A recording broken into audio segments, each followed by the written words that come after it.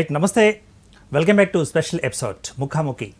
అటు రాజకీయ రంగంలో కంటే ముందుగా ఐఏఎస్ రంగంలో కూడా ఆయన ఉన్నారు. ఐఏఎస్ రంగాన్ని వదిలి రాజకీయ రంగానికి వచ్చారు.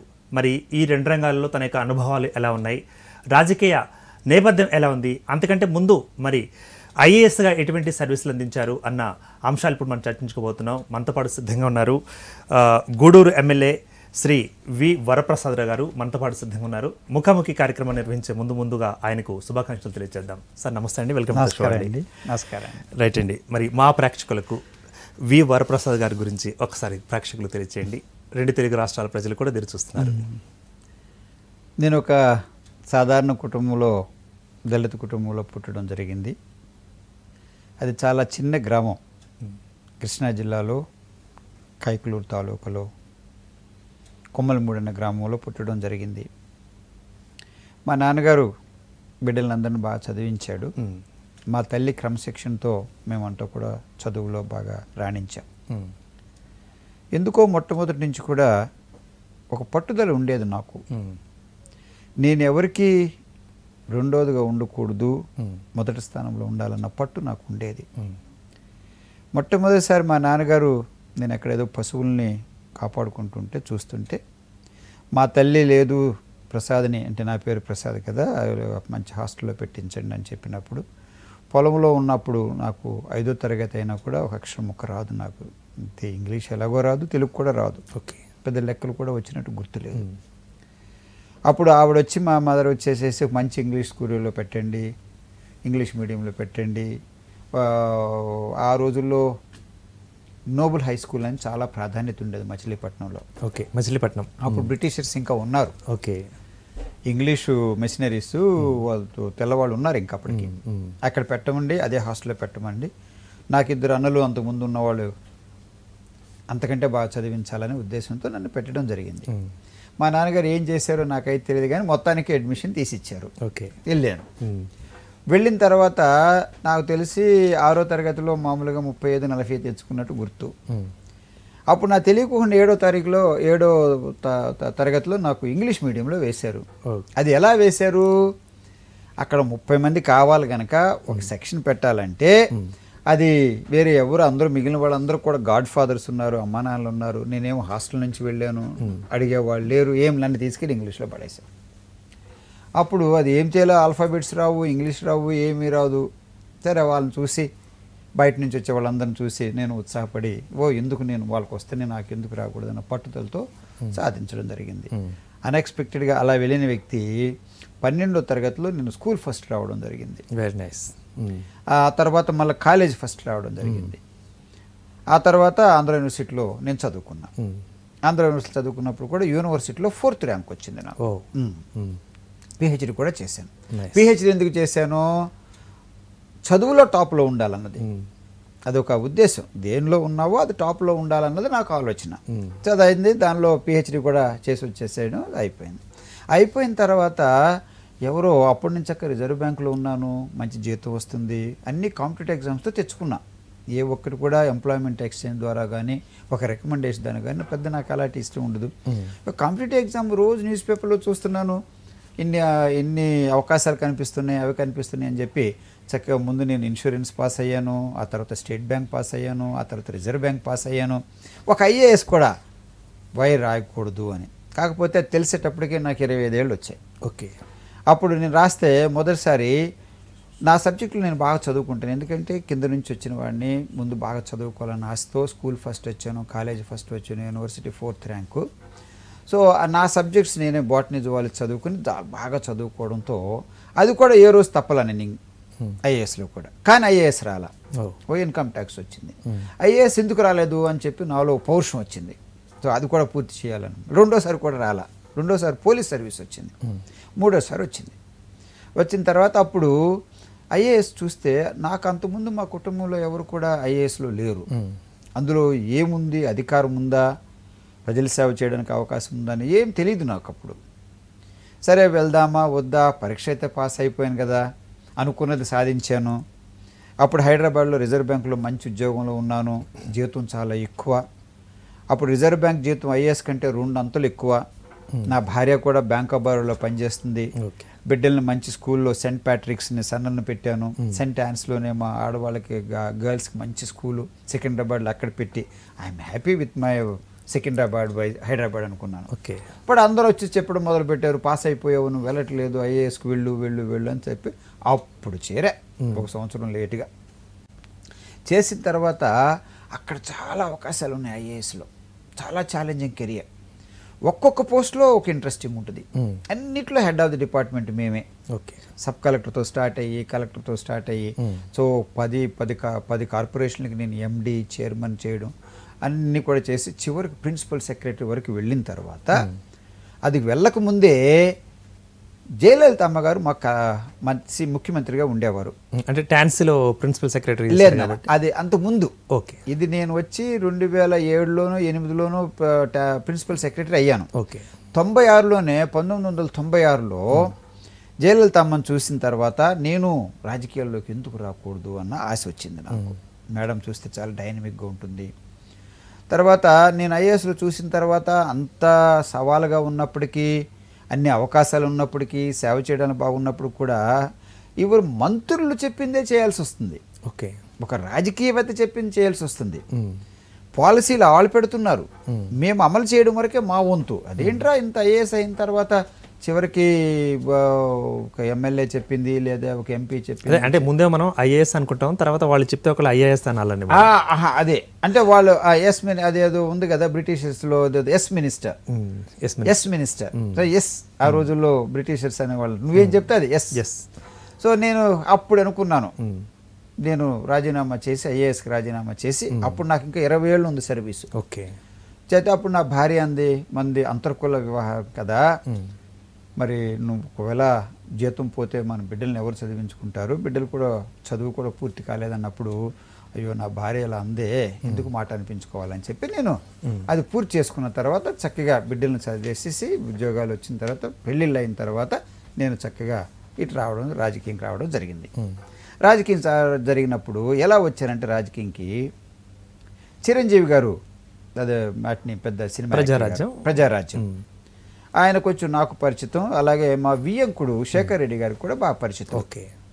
అప్పుడు ఇలా సామాజిక న్యాయం పిలిపిస్తున్నాను వరప్రసాద్ గారు, అయితే నేను కూడా వస్తాను, ఎందుకంటే సామాజిక న్యాయం అంటే అందరూ సమానంగా ఉండాలా, సమాజంలో ఉన్న అసమానత్వాలను తొలగించేయాలనే ఉద్దేశంతో పట్టుతో నేను కూడా వస్తానని చెప్పిన తర్వాత ఓడిపోయడం జరిగింది.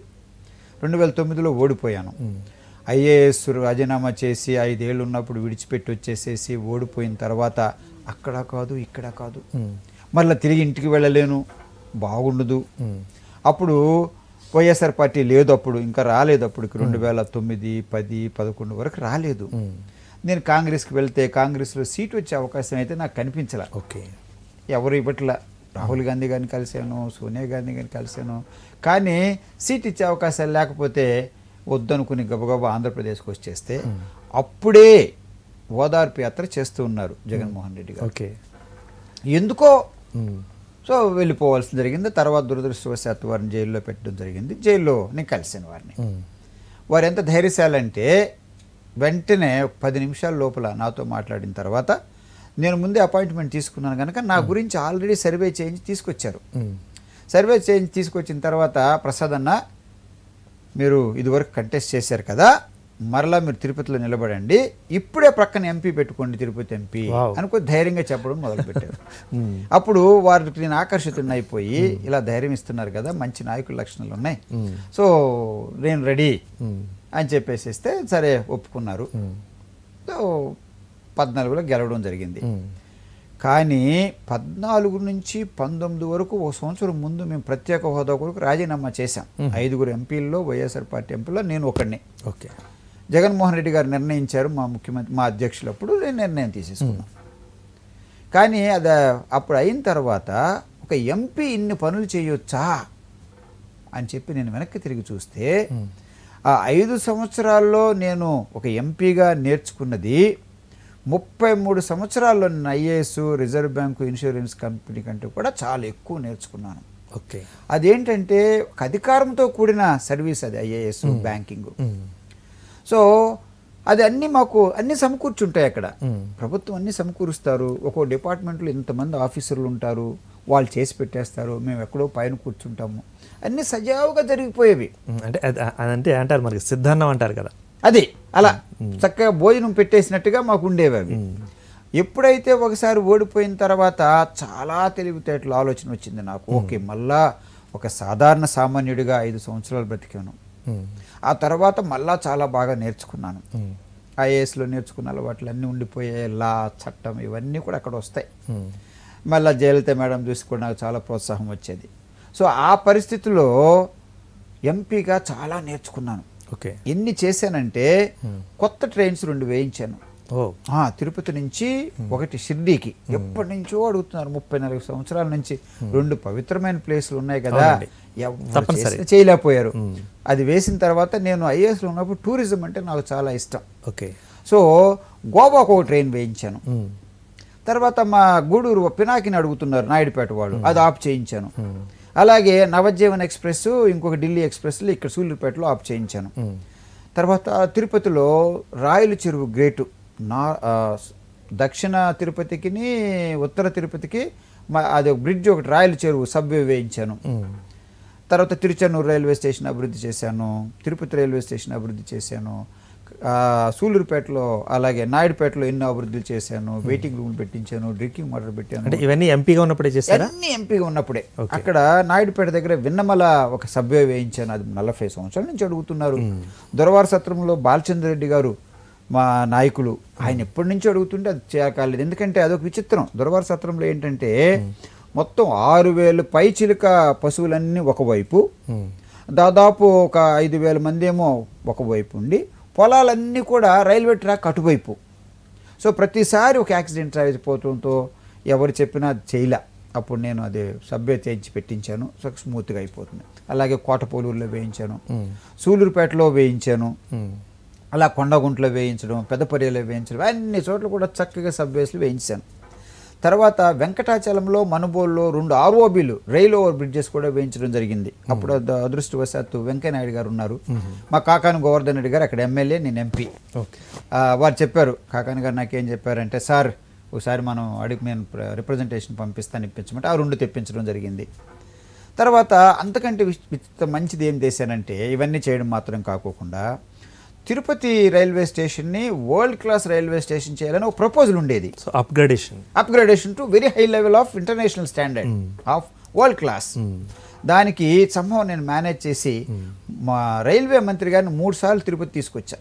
నేను ఐఏఎస్లో ఉన్నప్పుడు కూడా టూరిజంలో జగన్మోహన్ మల్హోత్రా గారిని మంత్రి గారిని 3 సార్లు తీసుకొచ్చి వారి దగ్గర నుంచి 400 కోట్లు తీసుకొచ్చా రాష్ట్రం అభివృద్ధి కొరకు అని చెప్పి. సో ఒక్కొక్క శాఖలో అది నాకు అలవాటు. చిన్నపిల్లలాగా ఆ రోజు సబ్ కలెక్టర్లో చేరినప్పుడు ఏ ఉత్సాహం ఉందో, చివరికి ఆ చివరి దశలో వెళ్ళే రోజు కూడా నాకు అదే ఉత్సాహంతో ఉంది. ఈ రోజు వరకు కూడా అదే. 72 నేను రాజీనామా చేసి ఇప్పుడు దాదాపు 16 ఏళ్ళు అయిపోయింది. ఓకే, 16 ఏళ్ళు అయినా కూడా అదే ఉత్సాహం నాకు. ఎందుకంటే ప్రజల సేవ చేయాలా, సంతోషం, అన్ని విధాలు కూడా బిడ్డలు సెటిల్ అయిపోయాయి. కానీ ఎమ్మెల్యే గారు అంటే ఇప్పటి వరకు ఉన్న ఎమ్మెల్యేలలో ఐఏఎస్ ఐపీఎస్ నుంచి వచ్చిన వాళ్ళు చాలా తక్కువ మంది ఉన్నారు. మీరు సక్సెస్ఫుల్ ట్రాక్ ని సొంతం చేసుకున్న వారిలో ప్రథములుగా చాలా రేర్ గా ఉన్నారు. మరి ఇప్పుడు మీరు బ్యూరోక్రాట్ గా అంటే ఐఏఎస్ గా చేసిన డ్యూటీలో సాటిస్ఫాక్షన్ ఎక్కువ వచ్చిందా, పొలిటికల్ గా సాటిస్ఫాక్షన్? రెండే. ఇక్కడ ఏంటంటే మన ఇండియాలో నాకు తెలిసినంత వరకు, లేదా భారతదేశ చరిత్రలోనే, లేదా ప్రపంచంలో అనొచ్చు, ఏమనుకోదు క్షమించండి, ఎందుకు ప్రపంచంతో పోలుస్తున్నానంటే బ్రిటిషర్సు దాదాపు 40-50 దేశాలను వారు పాలించారు. 40-50 దేశాల్లో కూడా ఇదే పద్ధతి పెట్టారు వాళ్ళు. Parliamentary democracy, that is the system that is the Britishers were adopting. French వాళ్ళేమో ది ప్రెసిడెన్షియల్ సిస్టమ్, అది యుఎస్ఏనేమో అది ప్రెసిడెన్షియల్ సిస్టమే, బట్ డిఫరెంట్ టైప్, అది డెమోక్రసీ. సో అన్నీ వేరు. ఇది ఏం చేశారంటే, అక్కడ ఆంగ్లేయులు వచ్చి మన ఇండియాలో ఉండాలి కనుక, ఇక్కడ రకరకాల జాతులు ఉన్నారు కనుక, రకరకాల భాషలు మాట్లాడతారు కనుక, రకరకాల మతాలు ఉన్నారు కనుక, ఒక ఐఏఎస్ సివిల్ సర్వీస్ని చాలా పవర్ఫుల్ చేశారు. ఓకే, ఎవరు నోరెత్తడానికి వీలు లేదు. ఆయన శాసనమే శిలాశాసనం, ఎవరు మాట్లాడడానికి వీలు లేకుండా అలా చేశారు.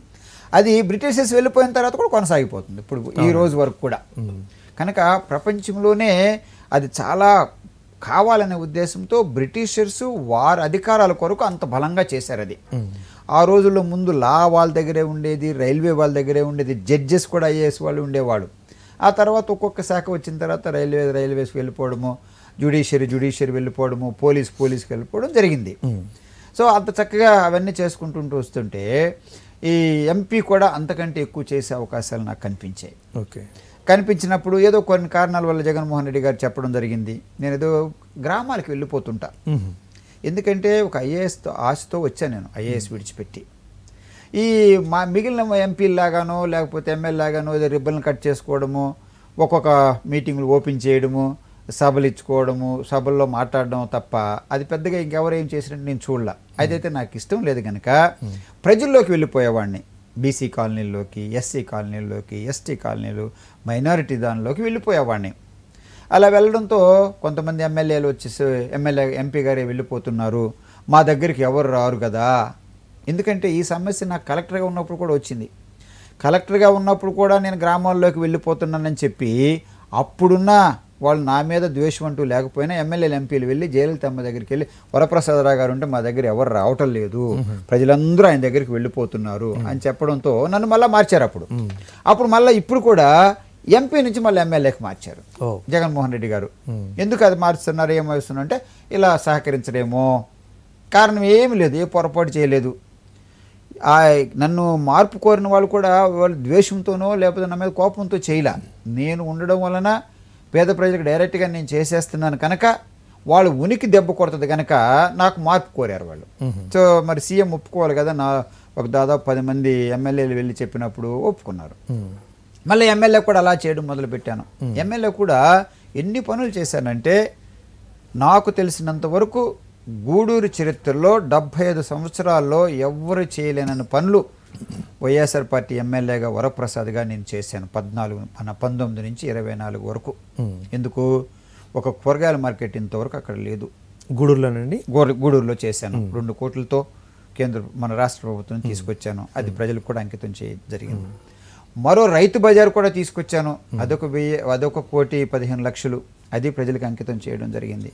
అలాగే మటన్ మార్కెట్, ఫిష్ మార్కెట్ కూడా ఒక అన్ని విధాలు ఏర్పాట్లు చేయడం జరిగింది. సో మొట్టమొదటిసారి గూడూరు ప్రజలకు కూరగాయల మార్కెట్టు, రైతు బజారు, మటన్ మార్కెట్టు, అలాగే చేపల మార్కెట్టు చేయగలిగాను. That's the first thing. ఆ తర్వాత ఒక ఆటో నగర్ తీసుకొచ్చాను. ఎందుకంటే క్రిక్కిరిసిపోతుంది గూడూరు. ఆ క్రిక్కిరిసిపోతుంటే నేను ఎందుకు అలా అయిపోతుందని చెప్పి వాళ్ళందరినీ బయటికి పంపించాలా.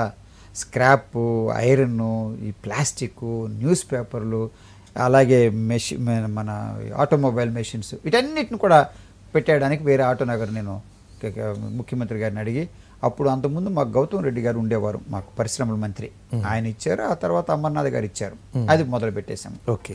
ఆ తర్వాత ఫ్లైఓవర్ మాకుంది, తూర్పు పడమను కలపడానికి ఒక ఫ్లైఓవర్ ఉంది గూడూరులో. అది ఎందుకో కొన్ని కారణాల వల్ల 12 సంవత్సరాల పని జరగక ఆగిపోయింది. అది తీసుకొచ్చేసాను, పని జరిగిపోతుంది ఇప్పుడు. దాంతోపాటు టీటీడీ దేవాలయం కానివ్వండి, రాజా వీధి కానివ్వండి, అలాగే వైఎస్ఆర్ అర్బన్ హెల్త్ సెంటర్, తర్వాత 22 కోట్లతో ఒక మంచి హాస్పిటల్ బిల్డింగ్ తీసుకొచ్చాను మా ఏరియా హాస్పిటల్లో తిరుపతిలో. ఓకే. తర్వాత 9 మా మరుగుదొడ్లు కట్టించా. ఎక్కడ కట్టించాను, ఎక్కువగా గ్రామ ప్రజలు ఎక్కడికి వెళ్తున్నారో కూరగాయల మార్కెట్ దగ్గర, హాస్పిటల్ దగ్గర, అలాగే బస్ స్టాండ్ దగ్గర, పార్కులో ఎక్కడైతే ఎస్టీలు ఉన్నారో వాళ్ళ కొరకు. సో ఈ విధంగా ఒక్కొక్క ప్లేస్ని ఐడెంటిఫై చేయించి మహిళలకి, గ్రామాల నుంచి వచ్చే పేద మహిళలకి అభ్యంతరం ఉండకూడదు అని చెప్పే ఉద్దేశంతో చక్కగా మరుగుదొడ్లు కూడా నేను కట్టించడం జరిగింది. రైట్ అండి. సో ఇలా చక్కగా బ్రహ్మాండంగా చేసుకుంటూ వస్తూ నేను కూడా గూడూరు ప్రజలకి సేవ చేయాలనే ఉద్దేశంతో నా స్వఖర్చులతో నా కుమార్తె, కొడుకు మంచి పొజిషన్లో ఉన్నారు, వ్యాపారాలు చేసుకుంటుంటారు, పెద్ద చదువులు చదువుకున్నారు వాళ్ళు. వాళ్ళ దగ్గర కూడా మా ట్రస్ట్లో నుంచి డబ్బులు తీసుకొచ్చి దాదాపు 1 కోటి రూపాయలు పైచిలుక మా కుటుంబ సభ్యులు, మా అన్న పిల్లలు, అక్క పిల్లలు అందరం కలుపుకుని చక్కటి క్లాక్ టవర్ కట్టించి మన గూడూరు ప్రజలకు అందజేశాను. అలాగే ఒక 6 స్ఫూర్తిదాతలు, సామాజిక స్ఫూర్తితో ఉన్న జ్యోతిబా ఫులే, వారి సతీమణి, బాబు జగజ్జీవన్ రామ్, స్వామి వివేకానంద, మైనారిటీ సోదరులు అబుల్ కలాం ఆజాద్, అలాగే మదర్ తెరీసా.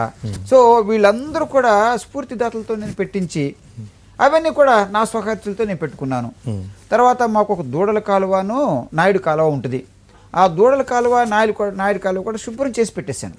సో ఇవన్నీ కూడా గూడూరు ప్రజలకు నేను తిరిగి నాకు ఇంత సహాయం చేశారే, 46,000 ఓట్లు నాకు మెజారిటీ ఇచ్చారే, అందుకని నేను చెప్పి వారికి ఇవ్వాలనే ఉద్దేశంతో నా కుటుంబం అంతా కలిసి నేను చేయడం మొదలెట్టాను. వరప్రసాద్ గారు, ఇన్ని చేసిన తృప్తి నాకు, అది నాకు చాలా తృప్తినిస్తుంది. రైట్ అండి. తృప్తి గురించి మీరు చెప్పడం జరిగింది. ఎప్పుడైనా సరే రాజకీయ రంగంలోకి వచ్చిన తర్వాత ఈ పని చేయలేకపోయాను అన్న రోజు ఉందా, ఆ పని ఉందా, ఉంటే ఒకసారి వివరించండి. నాకు తెలిసినంత వరకు మనసు అంటూ పెడితే, నేను ఇందాక మొట్టమొదటి చెప్పడం జరిగింది, చిన్న కుగ్రామం నుంచి పట్టుదలతో వచ్చారు, వాళ్ళతో లేకోకుండా. అందుకని ఒక ఇంగ్లీష్ సామెత ఉంది నాన్న, బాగా ఏదన్నా కనుక అది hard work beats talent.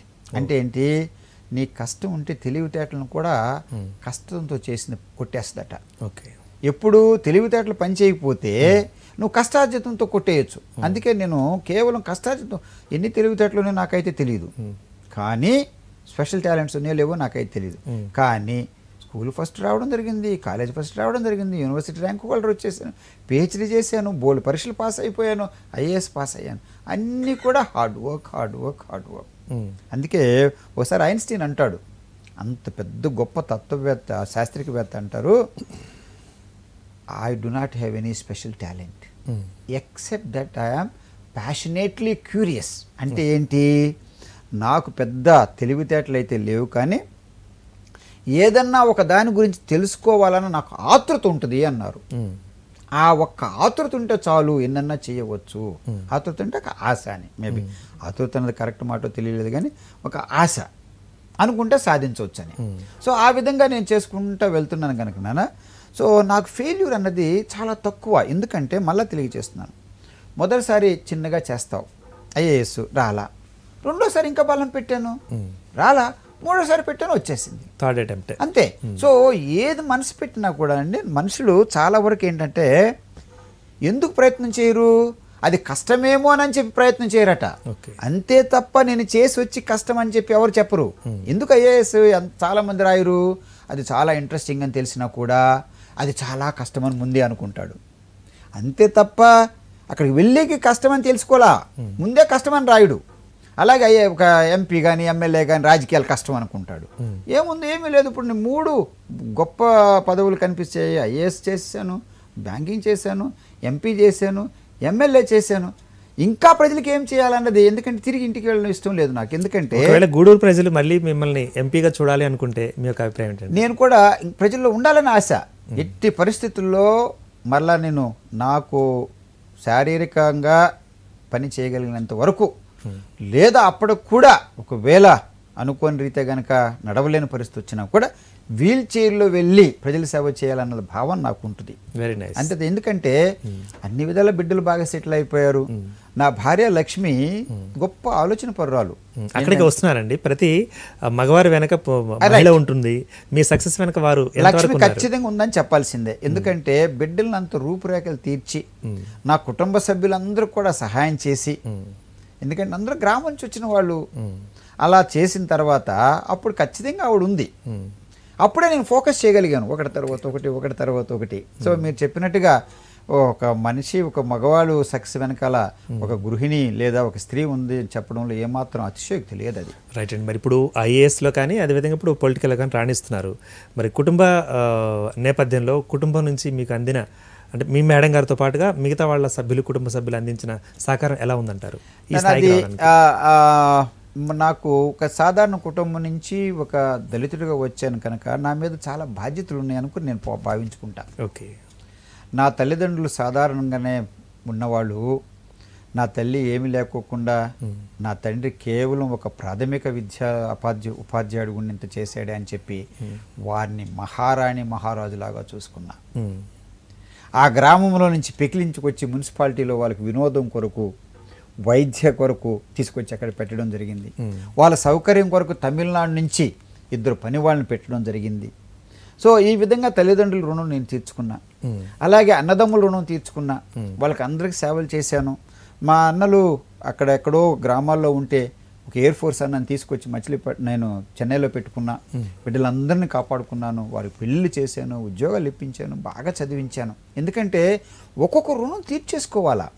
Gratitude is the greatest virtue of all and is also the mother of all other virtues. అంటే అన్నిటికంటే కూడా కృతజ్ఞత అన్నది చాలా గొప్ప గుణం. ఈ ఒక్క కృతజ్ఞతే మిగిలినటన్నిటి కూడా తల్లిలాగా ఉంటుంది. అంటే కృతజ్ఞత అంటూ ఒకటి పెట్టుకుంటే మీరు జీవితంలో ఏ తప్పు చేయరు. అది చాలా అన్నది ఆ భావంతో వచ్చిన తర్వాత నా కుటుంబ సభ్యులు చేసిన తర్వాత ఇంకోటి ఏం చేశాను, ప్రజలకు కూడా చేశాను. ఎందుకంటే నేను సామాజిక వర్గం నుంచి వచ్చినాను కనుక, సామాజిక న్యాయ స్ఫూర్తితో వచ్చాను కనుక సామాజిక న్యాయం కొరకు ప్రాకులాడుతూనే ఉంటాను.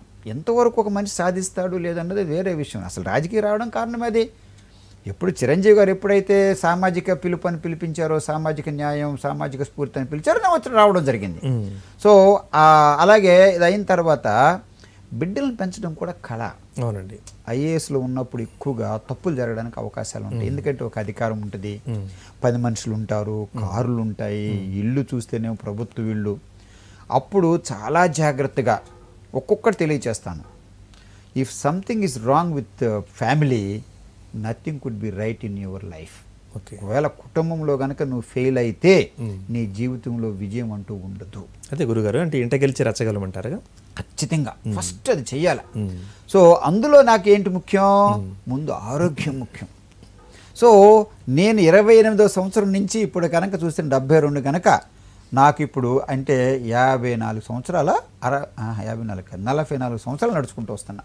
ఓకే, అంటే రైట్, అంటే 30 ప్లస్ దిస్ 44 సంవత్సరాలు ఒక్కరోజు విడిచిపెట్టుకొని నడుస్తున్నాను గంట. రైట్ అండి. ఇందులోనే ఒక ప్రశ్న వేయాలని ఉందండి వరప్రసాద్ గారు. మీ ఆరోగ్యానికి ప్రధాన కారణం ఏంటంటే ఇదేనా? డైట్. సో డైట్ కంటే కూడా ముందు ఇది కాంబినేషన్. ఓకే, ఎవరన్నా కనుక ఏదో డైట్ మాత్రం పెట్టుకుని రిస్ట్రిక్ట్ చేసుకుంటే no, I enjoy my food. Okay, I enjoy my food. అది ఎలా, ఊరికే తినకూడదు, మళ్ళీ దానికి తగినట్టుగా ఎక్సర్సైజ్ పెట్టుకోవాలి. ఓకే. సో 2 కాంబినేషన్ ఉంటే సరిపోద్ది. ఇప్పుడు నాకు నేను పెట్టుకోవడం మాత్రం కాకుండా నా బిడ్డలకు కూడా వాళ్ళు 8వ సంవత్సరం ఉన్నప్పుడే గ్రౌండ్కి నా కుమార్తెని, నా కుమారుణ్ణి, నా భార్య కలిపి 4 మాకు అక్కడ YMCA గ్రౌండ్ అని ఉంది మాకు చెన్నైలో, నందనంలో. కరెక్ట్గా 6 గంటలకు ఉండేవాళ్ళం. నా పసిబిడ్డలు, నా కుమార్తె అయితే 6 సంవత్సరాలు, దాని కారులో కూర్చోబెట్టుకుని నా కూతురిని అక్కడ నిద్రపడుతుంటే కళ్ళు తుడిచేసి అక్కడే బ్రష్ చేసి తీసుకెళ్ళిపోయేవాడిని. దానితో ఇప్పుడు చక్కగా వాళ్ళు ఆరోగ్యంగా ఉండడం మాత్రం కాకుండా వాళ్ళ బిడ్డలను కూడా ఆరోగ్యంగా రోజు క్రమశిక్షణగా ఎక్సర్సైజ్ పంపించేస్తారు. సో ఆ తర్వాత నెక్స్ట్ వచ్చిన తర్వాత డైటింగ్ కూడా ఎక్కువ నెయ్యిలు అవి లేకోకుండా, బిర్యానీ లేకోకుండా చాలా జాగ్రత్తగా పెంచడం జరిగింది. అది 2వది. సో 3వది మధ్యతరగతి చెందిన వాళ్ళకి విద్య చాలా ముఖ్యం. అవునండి. ఏది చేసినా కూడా అది కావాలి కదా జీవనోపాధికి. సో జాగ్రత్తగా నా భార్య 6 నుంచి 9 వరకు మా ఇంట్లో ఏ మాత్రం కూడా చిన్న శబ్దం కూడా ఉండదు. ఇది ఇప్పుడు కరెక్ట్గా అన్ని సంవత్సరాల నుంచి అలాగే. నా బిడ్డలు మూడో సంవత్సరం వచ్చినప్పటి నుంచి నా భార్య నాకు తెలిసినంత వరకు కరెక్ట్గా 6 నుంచి 9 వరకు నేను ఏ దేశాలు ఎక్కడ తిరిగినా అలా దేశదిమ్మరి తిరిగి వచ్చినా కూడా నా భార్య 2 బిడ్డలు కరెక్ట్గా చాప మీద కూర్చోవలసిందే. దాంతో నా కుమార్తె రాష్ట్రం ఫస్ట్, నా కుమారుడు రాష్ట్రంలో 2nd, 3rd వచ్చారు. మెడిసిన్ వచ్చేసింది ఇద్దరికి. సో ఆ విధంగా ఆరోగ్యం ఒకవైపు చూసుకుంటూ, క్రమశిక్షణతో ఆహారం తీసుకుంటూ, చదువుని నిర్లక్ష్యం చేయకపోవడం వలన చక్కగా నా బిడ్డలు బాగా సెటిల్ అవ్వడం జరిగింది. అప్పుడు నేను రాజకీయాల్లోకి వచ్చాను. అంతే తప్పనిచ్చి కుటుంబాలను ఇబ్బంది పెట్టడమో, బిడ్డలను అరకొరయాగా విడిచిపెట్టడమో అది. సో అన్నీ కూడా చక్కగా కుదిర్చాను కనుక ప్రజల్లో పూర్తిగా ఉండిపోతాను. ఇంకొక సూటి ప్రశ్న అండి, ఇప్పుడు ఐఏఎస్ నుంచి రాజకీయాలకు ఎందుకు వచ్చానబ్బా అని ఎప్పుడన్నా అనిపించిందా? ఓడిపోయినప్పుడు కూడా చాలా మంది, అప్పుడు నా భార్య అనేది ఏ ప్రసాద్ అంటే మేము క్లాస్మేట్స్ కనుక చక్క చనువుగా పేరు పెట్టి పిలుచుకుంటాం. అంటే నాలో ఒక విధమైన అది అవమానం అని చెప్పను, కానీ ఇలా ఓడిపోయిన తర్వాత మళ్ళీ తిరిగి ఇంటికి వెళ్తే ఏం ప్రయోజనం అని చెప్పేసి అలా ఢిల్లీకి వెళ్ళడం, మళ్ళీ అక్కడ రావడం, నియోజకవర్గానికి వచ్చాను. సో అలా ఏదన్నా చిన్న వాటం వస్తే మళ్ళీ చాలా జాగ్రత్తగా, అంటే ఐఏఎస్ కూడా అలాగే ఒకసారి ఫెయిల్ అయ్యాను. సో దేర్ ఫోర్ ఎవరో చెప్తారు తత్వవేత్త, కింద పడిపోయినంత మాత్రాన అది ఫెయిల్యూర్ కాదట, పడిన చోటే ఉంటేనే ఫెయిల్యూర్ అట. సో దేర్ ఫోర్ కింద పడ్డావు, ఒకసారి ఓటమి వచ్చింది నీకు రన్నింగ్ రేస్లో, పరుగు పందెంలో, నువ్వు అక్కడ ఆగిపోతే అది ఓటమే. లేదా మళ్ళీ నెక్స్ట్ ఇయర్ అవ్వు, నెక్స్ట్ ఇయర్ అవ్వు. సో ఉన్నంత వరకు నువ్వు అది ఓటమి కాదు. Okay. So only when you have fallen if you stay where you have fallen, that is a failure, otherwise it's not a failure. So therefore అలా positive యాటిట్యూడ్తో కొట్టుకుపోవడం అన్ఎండింగ్ అయిపోయి, తర్వాత ఇప్పుడు కూడా మళ్ళీ ప్రజలకి ఇంక ఏమి చేయాలా, ఏ ఆలోచనతో చేయాలా, ఒకవేళ ఎమ్మెల్యే చిన్నదైపోతుందేమో ఎందుకంటే నా చివరి దశ, let me also see that bigger area చేయాలన్నది నాకు బాగా ఆలోచన. ఓకే, ఓకేనండి. అంటే ఇప్పుడు కన్నీటి పర్యంతంగా మారిన సంఘటన ఏమైనా ఉందంటారా హోల్ మీ అంటే కన్నీటి పర్యంతంగా? అంటే ఎప్పుడన్నా ఈ పని చేయలేకపోయాను, లేకపోతే ఈ పని వల్ల నాకు బాధ కలిగింది అన్న కన్నీటి కార్చిన ఎప్పుడన్నా రోజు? అదే అది ఏడ్చిన రోజు మీరే చూశారు. చదువులో అంత రాణించాను, ఆరోగ్యంలో అంత రాణించాను, నా కుటుంబాన్ని అంత బాగా చూసుకున్నాను, బిడ్డలను అంత ఉన్నత స్థితికి తీసుకువెళ్ళాను, అన్నదమ్ములను బాగా చూసుకున్నాను, తల్లిదండ్రులను బాగా చూసుకున్నాను, సామాజికంలో ఉన్న వాళ్ళని బడుగు బలైన బాగా చూసుకున్నాను. ఇంకా అందుకని ఎక్కడ ఫెయిల్ కాలేదు కనుక అయ్యో ఇది చేయలేకపోయానా అన్నది లేదు. తర్వాత నాలాంటి వాడిది ఏంటంటే నాన్న, ఆ పరిస్థితుల్లో ఏమి చేయాలో అది చేసేయాలి తప్ప అయ్యో అక్కడ చేయలేకపోయానే, ఎక్కడ చేయలేకపోయానే అనే ఆలోచన ఉండదు. నా తల్లిదండ్రులు కూడా కొందరు ఇది పెట్టుకుంటారు, అది పెడతారు, ఇది పెడతారు, ఇది ఏంటో అర్థం కాదు, ఉన్నప్పుడు సరిగా చూడరు. నేను మహారాణి మహారాజు, నాకు కరెక్ట్ మాట ఉపయోగించాను, అది తప్పు ఆలోచన కాదు. నా తల్లిదండ్రులు ఆ రోజుల్లో ఏం పెద్ద లేకపోయినా కూడా నన్ను ఇంత చేశారు, నాకు మహారాణులుగా చక్కగా పట్టు వస్త్రాలతో, అదొక ఆశ, వాళ్ళకి అవసరం ఉంది లేదు అన్నది కాదు.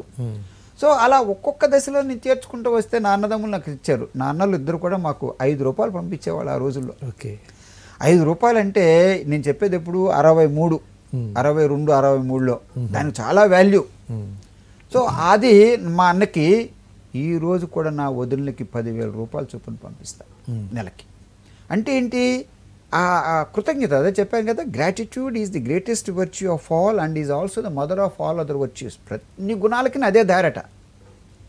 సో అలా చక్కగా చేసేసి సమాజానికి కూడా వేయడం కనుక ఏ రోజు కూడా కంటినీరు దాకా ఎందుకు వెళ్ళారు, అసలు బాధపడాల్సిన అవసరమే లేదే. ఎందుకంటే అనుకున్నది ఆ నిమిషమే చేస్తా. మళ్ళా ఆ తర్వాత వెళ్ళిపోయిన తర్వాత గతాన్ని గురించి బాధపడ్డమో, భవిష్యత్తు గురించి ఆతృతపడ్డమో వరప్రసాదరావు చరిత్రలో లేదు. ఇదంతా ఎలా సాధ్యపడుతుందండి మీకు? Maybe it's an attitude perhaps. ఇప్పుడు అవన్నీ కూడా నేను సాధారణ కుటుంబం నుంచి వచ్చాను. నా పాఠ పుస్తకాలు తప్ప వేరే చదివే అలవాట్లు తెలియదు నాకు. కనీసం నా భార్య అంటే కొంచెం విశాఖపట్నం నుంచి వచ్చింది, ఒక అగ్రకులాల నుంచి వచ్చింది. ఆ సినిమాలు, షికార్లు, ఆ టూరిజాలు, అవి పుస్తకాలు, నావల్స్ వాళ్ళకి అలవాటు. నాకైతే నా పాఠ పుస్తకాలు అంతే. సో ఏమీ లేదు. తర్వాత వ్యవసాయంలో నేను ధీరుణ్ణి. నా తండ్రి వ్యవసాయం చేసుకుంటూ ఉండేవాడు. ఆయన ఒక తెలివిగలవాడు. అందరూ ఒక సంపాదన ఉంటే ఈయనకి ఉన్నదే ఎలిమెంటరీ స్కూల్ టీచరు, 4 విధాలు సంపాదించేవాడు. ఓకే. ఒకసారి మేమిద్దరం కూడా కాలువలో స్నానం చేస్తుంటే వ్యవసాయం పనులు పూర్తి చేసుకుని కాలువకి వెళ్ళి స్నానాలు చేస్తున్నాం. మాకు ఇద్దరు అన్నలో ఒక అన్న పెదనాన్న పెంచుకున్నారు, ఇంకొక అన్నను తమ్ముడు మాత్రం పెద్ద వ్యవసాయానికి వచ్చేవాళ్ళు కాదు. ఏదైనా నన్ను పసి అని పిలిచేవారు. పసి అంటే ఈజ్ ఇన్ఫాంట్, చిన్న బిడ్డడు. తీసుకెళ్తే ఒకసారి మా నాన్నగారు, అది బాగా జ్ఞాపకం, నేను మహా అయితే అప్పుడు ఏమో 8వ సంవత్సరమో 9వ సంవత్సరం, నాన్న మనకు చేతులు అంటూ డబ్బులు లేకపోతే ఎవరు గౌరవం ఇవ్వరా అన్నాడు.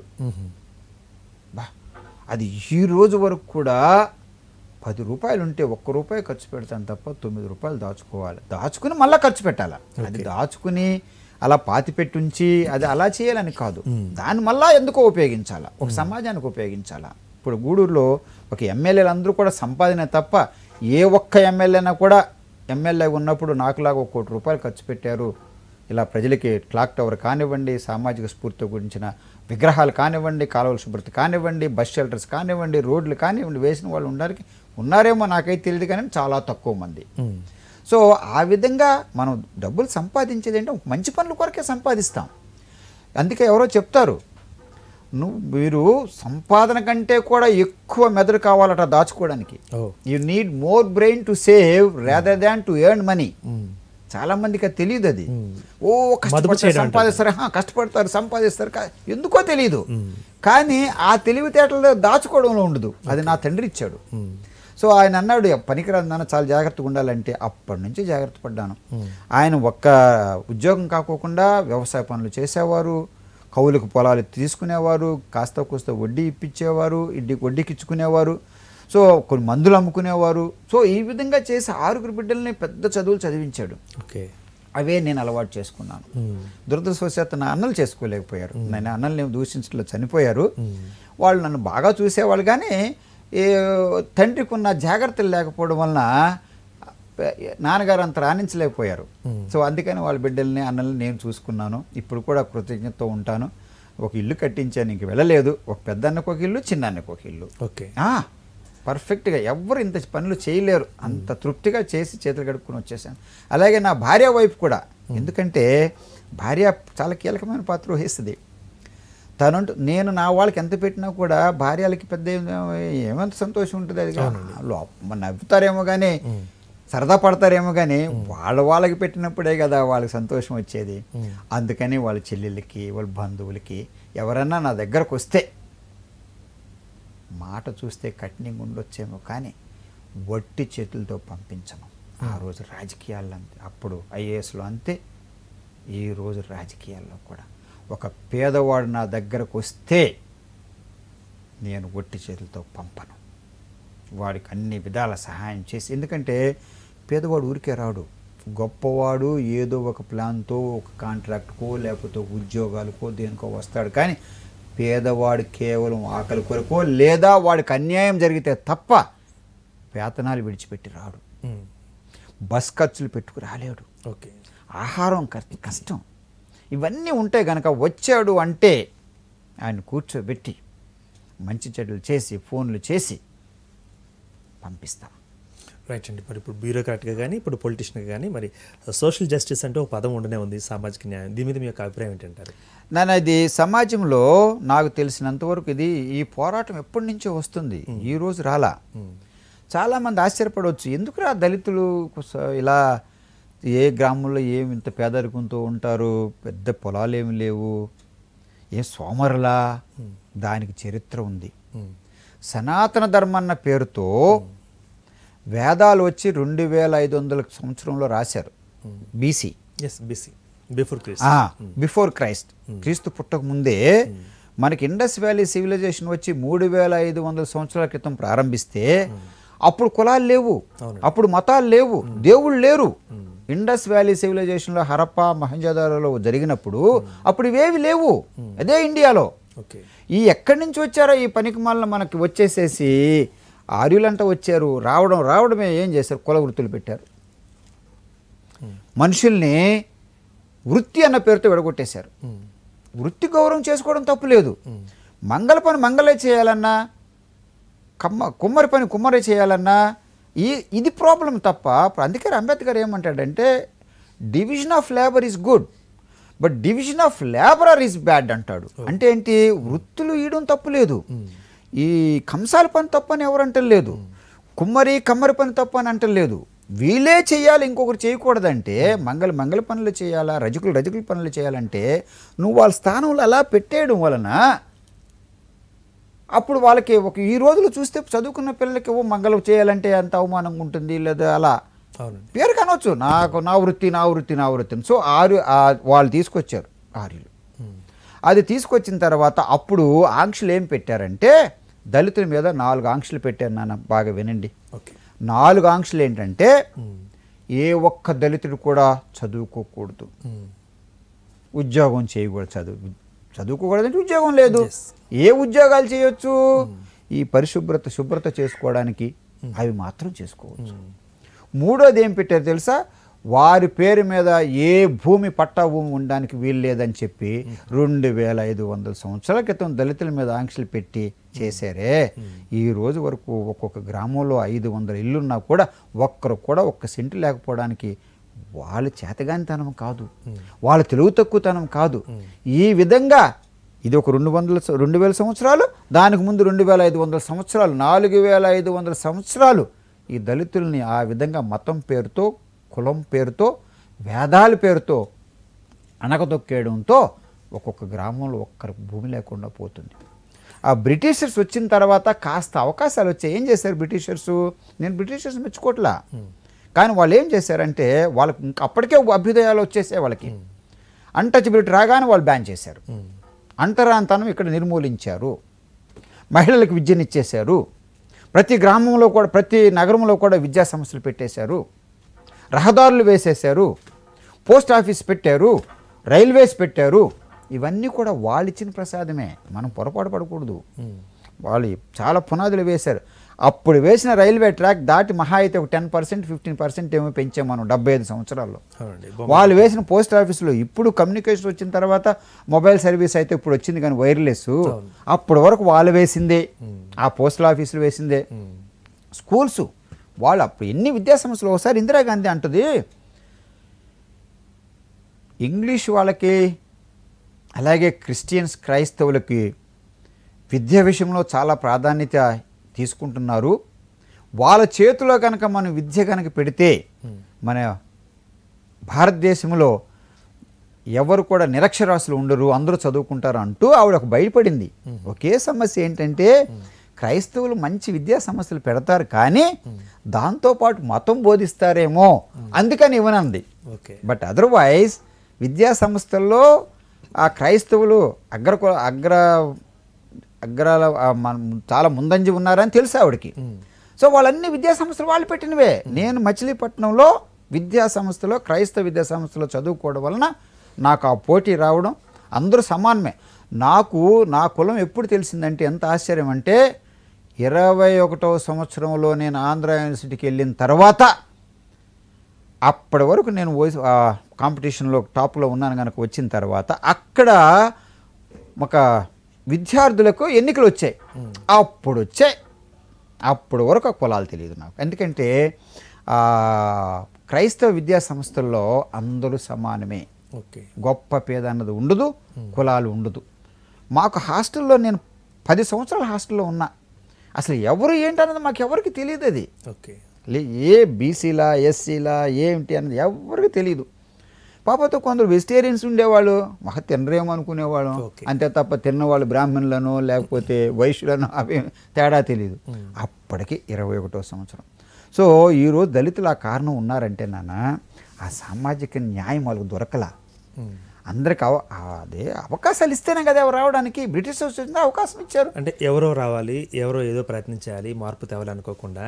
మరి మీరు ఐఏఎస్గా ఉన్నప్పుడు ఏం చేశారు? ఇప్పుడు ఇదే టాపిక్ మీద, అంటే ఇప్పుడు దళిత సంబంధించి అదే నాన్న పొలిటికల్కి వచ్చిన తర్వాత ఏం చేయాలనుకున్నారు? ఏం అప్పుడు ఐఏఎస్లో ఉన్నప్పుడు కూడా ఒక్కొక్క గ్రామానికి వెళ్ళిపోయేవాడిని. ఎలా వెళ్ళేవాడిని? నాతో పాటు ఆల్ ఇంపార్టెంట్ డిపార్ట్మెంట్స్ అందరిని తీసుకెళ్ళిపోయేవాడిని. మొత్తం హౌసింగ్ వచ్చేయాలా, రెవెన్యూ వచ్చేయాలా, దాంతోపాటు డెవలప్మెంట్ వాళ్ళు వచ్చేయాలా, మొత్తం అందరూ వచ్చేయాలా, సోషల్ వెల్ఫేర్ వాళ్ళు వచ్చేయాలా, అక్కడక్కడే పూర్తి చేసి ఇచ్చేయాలా. ఎంత కఠినంగా ఉండేవాడిని అంటే మనందరూ ఉంది కేవలం ఆ పేదవాడి కొరకే. అవును, ఒక ఆఫీసర్ పెట్టింది కేవలం పేదవాడి కొరకే. అక్కడే రేషన్ షాపులు రేషన్ కార్డులు కానివ్వండి, లేదా బిడ్డలకి ఏమన్నా రెవెన్యూలో వాళ్ళకి సర్టిఫికెట్లు ఇవ్వడం కానివ్వండి, లేదా ల్యాండ్ రికార్డ్స్ మార్చడం కానీ అక్కడే చేసి ఉదయం 7 గంటలకు వెళ్ళిపోయి రాత్రి 11 గంటలకు వచ్చేవాడిని. దాంతోపాటు నాకు క్రమశిక్షణతో ఉండడం అలసట అన్నది తెలియదు. సో అదేవిధంగా ఈరోజు కూడా 72 కంటే ఇప్పుడు నాకు 72 నడుస్తున్నాయి నాకు తెలిసినంతవరకు 72. ఏ రోజు కూడా అసలు అలసట అని తెలియదు.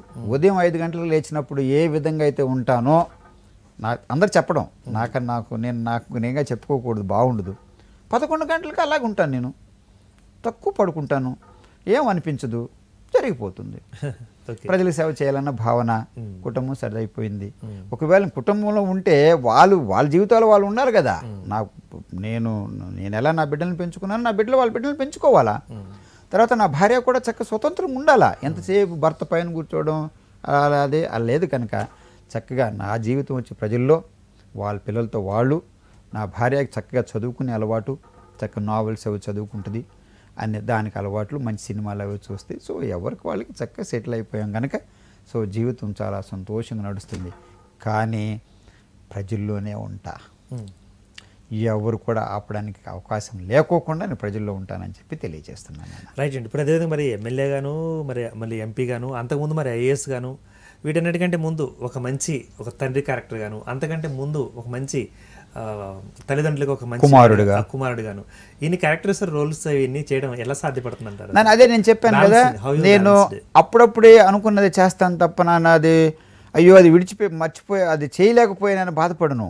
అందుకే ఇందాక చెప్పాను కదా, I never worry about the past or anxious about the future. అంటే భవిష్యత్తు కొరకు ఆతృత పడను, జరిగిపోయిందని కొరకు బాధపడను. ఇప్పుడు చేయవలసిన పని ఈరోజు చేసేస్తే రేపు మిగలడానికి కూడా ఏమి ఉండదు కదా.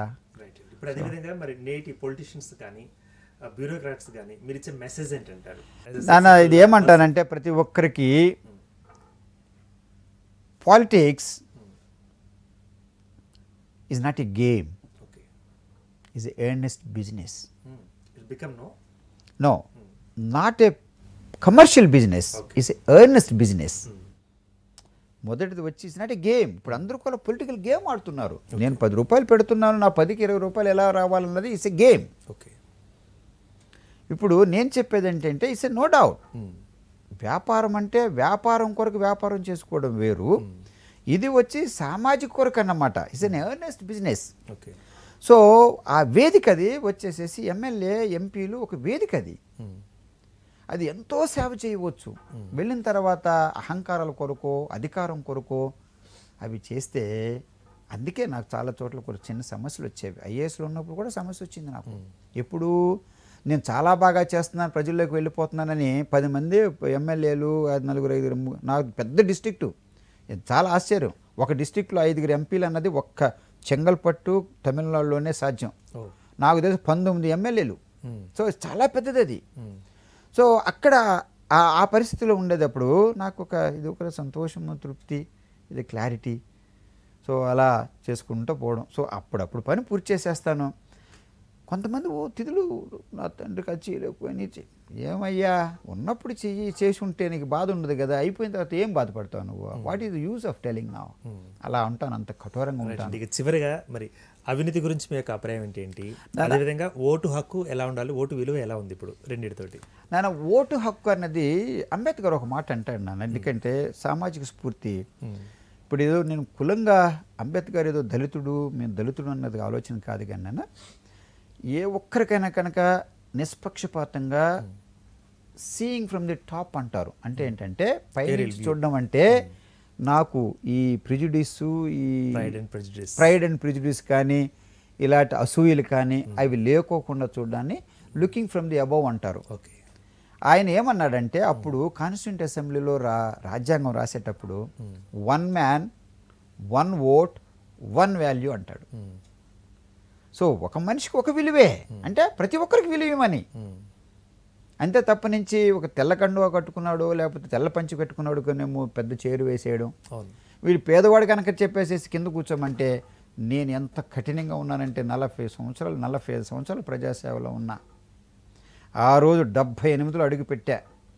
ఇప్పుడు నాకు తెలిసినంతవరకు 44 సంవత్సరాలు 46 సంవత్సరాలు ఉన్నాను.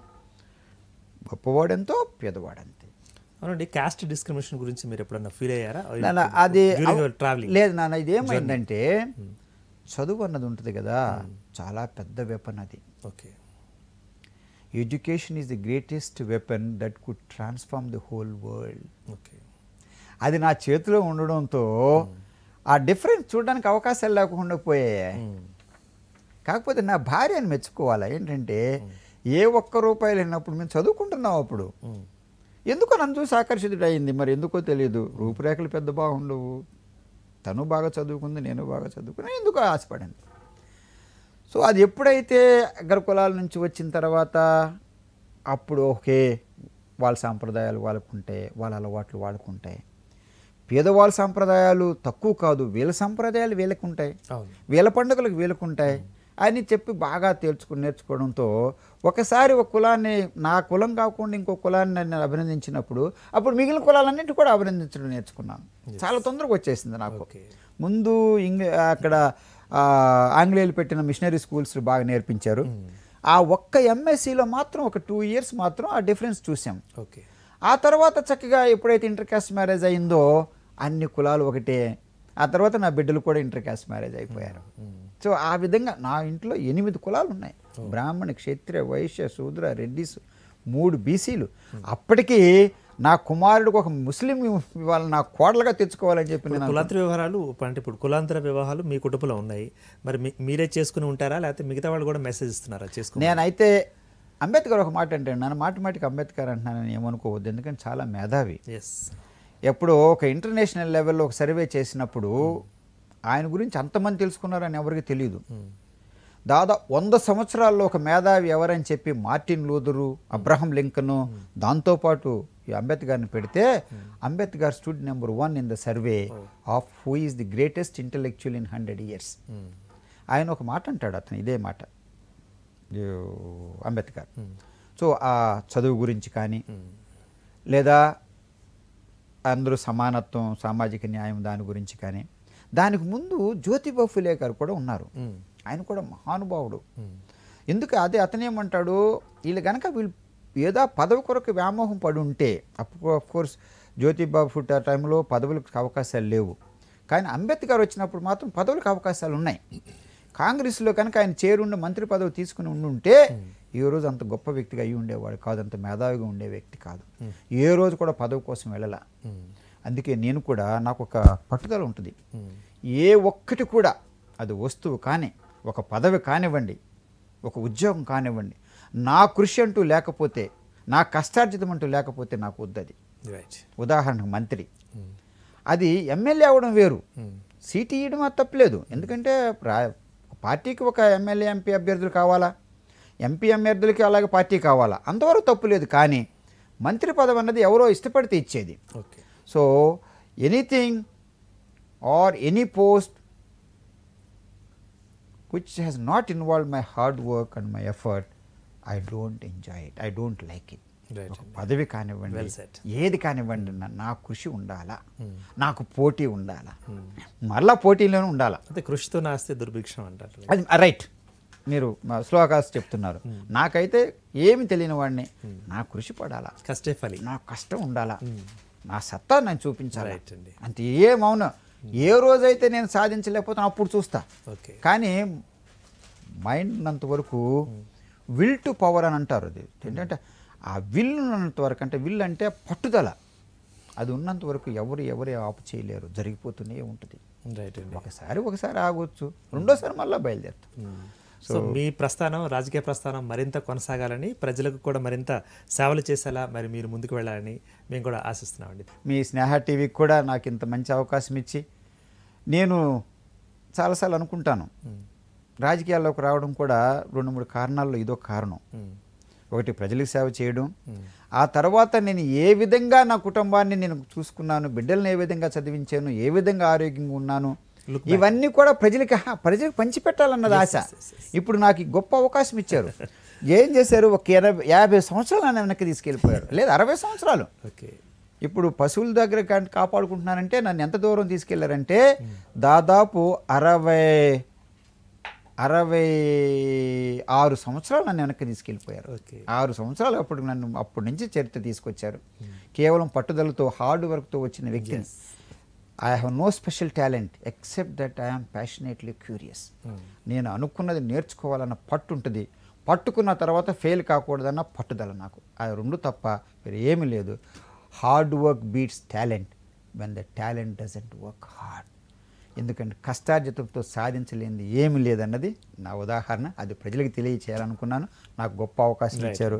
మీకు, మీ సంస్థ అధినేతకి, thanks for being with me, Bhagyarao గారికి, మీ దానికి సంబంధించిన ప్రతి ఒక్కరికి కూడా ఈ విధంగా పేద ప్రజలకి మీరు ఇంత సేవ చేస్తున్నందుకు మీ అందరికి కూడా మాస్టర్ కీ ఛానల్ ద్వారా ధన్యవాదాలు తెలియజేస్తూ సెలవు తీసుకుంటాను. థ్యాంక్ యూ మచ్ అండి.